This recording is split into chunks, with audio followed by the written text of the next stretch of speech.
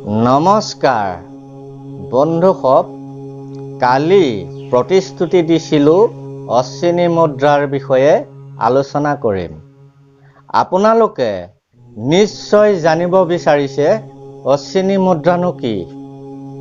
আপোনালোকে হয়তো মন কৰিছে নে নাই নাজানো যে গৰুৱে মলত্যাগ কৰাৰ সময়ত এবাৰ সংকুচিত হয় আৰু এবাৰ বিকশিত হয়, এবাৰ সংকুচিত হয় আৰু এবাৰ বিকশিত হয়। ঠিক সেইদৰে মনুষ্যয়ো মলত্যাগ কৰাৰ পিছত গুহ্যদ্বাৰ সম্পূৰ্ণভাৱে সুন্দৰভাৱে পৰিষ্কাৰ কৰি ভগৱানক উপাসনা কৰাৰ সময়ত সুখাসনত বহিব লাগে আৰু ইয়াৰ পিছত কমেও 5 মিনিট অশ্বিনী মুদ্ৰাৰ অভ্যাস কৰিব লাগে। নিয়মিত এই যোগাসন কৰাজনৰ কোনোদিনে পাইলছ হ'ব নোৱাৰে।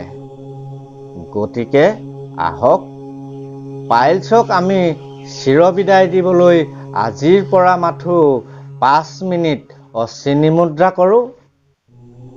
বন্ধুসকল, ইয়াৰ পিছৰ খণ্ডটিত আমি থাইৰয়ড ৰোগৰ প্ৰতিকাৰৰ বিষয়ে আলোচনা কৰিম।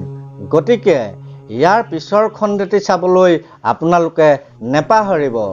ধন্যবাদ।